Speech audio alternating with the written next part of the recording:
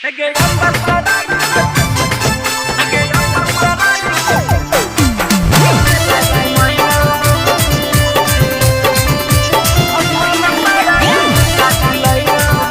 By Shailendra बाबू।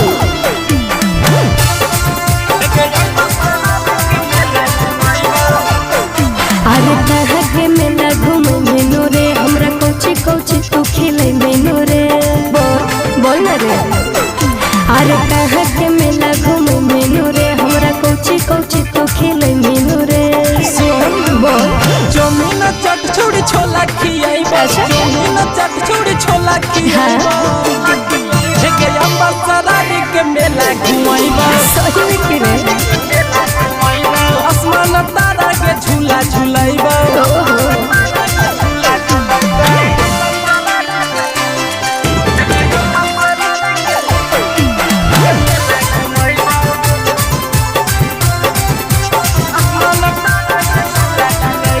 माँ प्रतिमा recording studio Sheikhpura.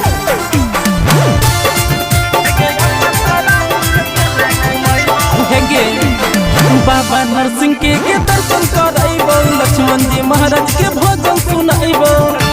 एरे सुन अरे बाबा से मंगबे हमें के मंगना ना हो जेते पूरा फिर करबे दर्शन ना। अच्छा मधुआ छौड़ी के सर्कस देखइबो मधुआ छौड़ी के सर्कस देखइबो के अम्बा सरारी के मेला घुमाइबो सही में आसमान तारा के झूला झूलाइबो।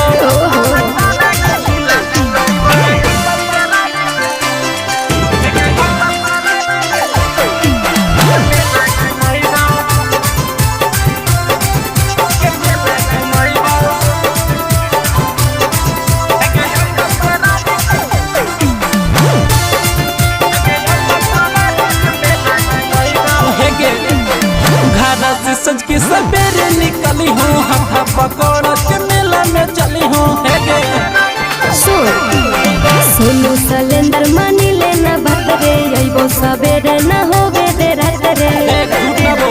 जे तू मम्मी के साभे दिलाइबो जे तू मम्मी के साभे दिलाइबो के अम्बा सरारी के मेला घुमाइबो